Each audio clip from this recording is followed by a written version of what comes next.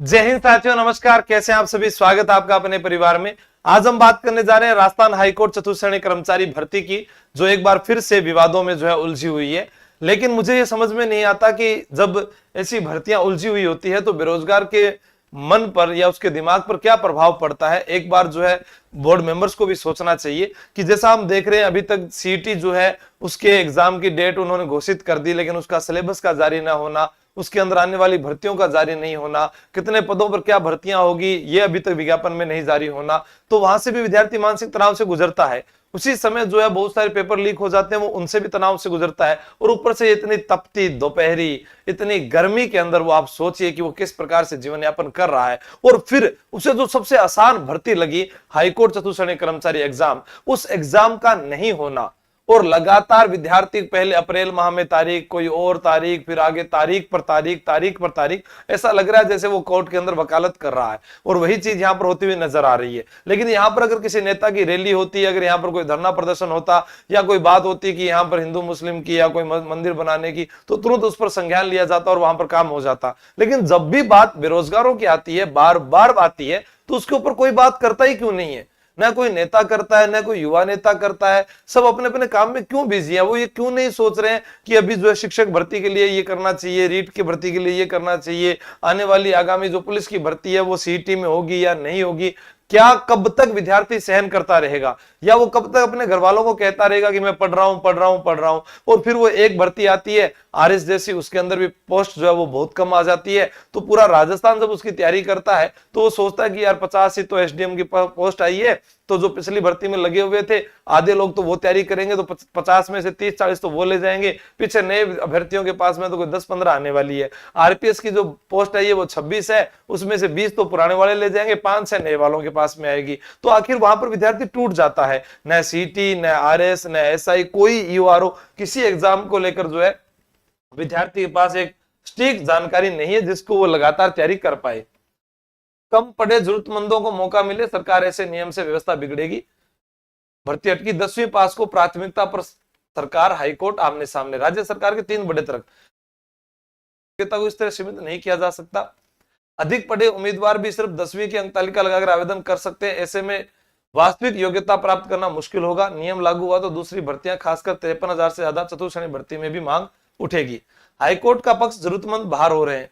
High court प्रशासन का तर्क है कि चतुर्थ श्रेणी पदों में शारीरिक श्रम शामिल है जिनमें उच्च शिक्षा की जरूरत नहीं होती। बिल्कुल सही बात है। जैसे मान लो कि अब राजस्थान पुलिस कांस्टेबल के अंदर विद्यार्थियों को कह रहे हैं पहले सीईटी पास करो, हिंदी इंग्लिश पढ़ो और आप ये करो। फिर वो जब ट्रेनिंग में जाता है फिर कहते हैं ये आजकल के लड़के तो रील बना रहे हैं, पर ट्रेनिंग नहीं कर पा रहे हैं, ट्रेनिंग छोड़कर भाग रहे हैं, पुलिस की नौकरी छोड़कर भाग रहे हैं, बार बार पोस्ट खाली हो रही है। यहाँ पर आप हष्टपुष्ट उन अभ्यर्थियों को मौका दीजिए जो ठीक ठाक अंकों से पास हो जाते हैं, ज्यादा पढ़े चयनित हो जाते हैं, जबकि न्यूनतम योग्यता वाले आर्थिक और सामाजिक रूप से कमजोर अभ्यर्थी बाहर हो जाते हैं।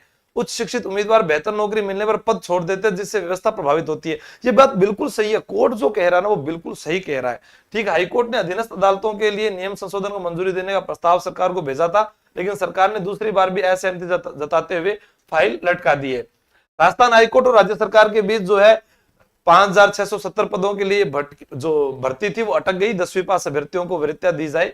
हाईकोर्ट ने नियमों में संशोधन कर इसका प्रावधान जोड़ दिया, और वो कहना भी सही है। इसके अंदर कुछ अलग अलग बातें हैं। आइए देखते हैं बेरोजगार संघ के अध्यक्ष हनुमान किसान जी क्या कहते हैं। 10th पास को इंटरव्यू में प्राथमिकता देने को नियम को लेकर विवाद है। इस जगह सरकार अपनी जगह पूरी तरीके से सही है। ये नियम लागू नहीं होना चाहिए। इसकी आड़ में इंटरव्यू में भाई भतीजावाद भी होगा और पारदर्शिता नहीं रहेगी। यहां तक सरकार की बात भी सही है, वहां कोर्ट की बात भी सही है।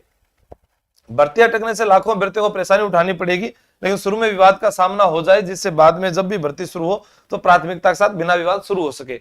अब आपको पता है कि ये भर्ती पिछले साल से हम इसी भर्ती के ऊपर गीत गा रहे हैं, लेकिन अभी तक कोई इसका लेखा जोखा पता नहीं चला है।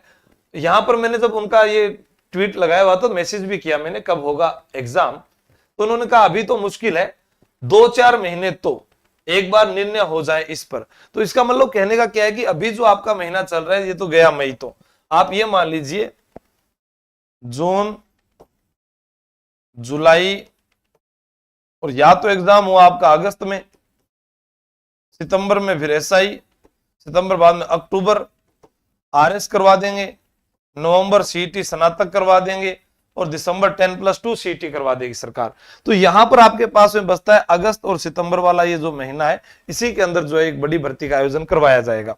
अब आपके पास में जो है ये तो तब होगा जब इस पर फैसला आएगा, तब तक नहीं होगा। अगर आप इसका इंतजार करते रहे तो आगे फिर आपके पास 2 या 3 महीने बचेंगे जिनमें आपके पास में एक अवसर और चला जाएगा सीटी का। तो इसलिए जो विद्यार्थी सीटी पात्रता परीक्षा की तैयारी कर रहे हैं वो अपनी तैयारी को निरंतर जारी रखें। आपको किसी भी नई भर्ती के एग्जाम में नहीं कूदना है जब तक कभी भी किसी विषय का आपको सिलेबस याद नहीं हो जाता, जब तक आप अपने जिले को अच्छे से नहीं पढ़ लेते, अपने रिश्तेदार जहां जहां रहते हैं उन जिलों की जानकारी संपूर्ण नहीं जुटा लेते, और उसके बाद धीरे धीरे जो है अपनी तैयारी को आप मजबूत नहीं करते, तो आप एग्जाम देने ना जाए तो बेहतर है। वरना आप पर वो कलंक लगता रहेगा कि इसमें भी फेल हो गया, इसमें भी फेल हो गया, फिर एक दिन आपको खुद को लगेगा कि मैं तो बार बार फेल हो रहा हूं। तो तैयारी ऐसी करो कि एक बार में पास हो जाए। अगर आप चाहते हैं कि आपका राजस्थान पुलिस में सिलेक्शन हो जाए, आप चाहते हैं ग्राम विकास अधिकारी में सिलेक्शन हो जाए, आप चाहते हैं कि आपका सीटी जो अच्छे नंबरों से पास हो और आगामी प्रत्येक भर्ती के अंदर आपका चयन हो, तो आप जुड़ सकते हैं हमारी टीम से, हमसे। ऑफलाइन आना चाहते हैं तो आप जयपुर आकर जुड़ सकते हैं, और ऑनलाइन जो है आप तैयारी कर लो ऐप के माध्यम से जुड़ सकते हैं। इसके अलावा सोमवार से हमारी जो निःशुल्क क्लासेस स्टार्ट होने वाली है, एक बार आप उनको जरूर देखिएगा, आपका मन भी करेगा कि वाह सर क्या मजा आ रहा है कि पढ़ने का, कि ये सारा इतना अच्छा कंटेंट आप हमें उपलब्ध करवा रहे हैं। थैंक यू, जय हिंद, जय भारत, बेस्ट ऑफ लक।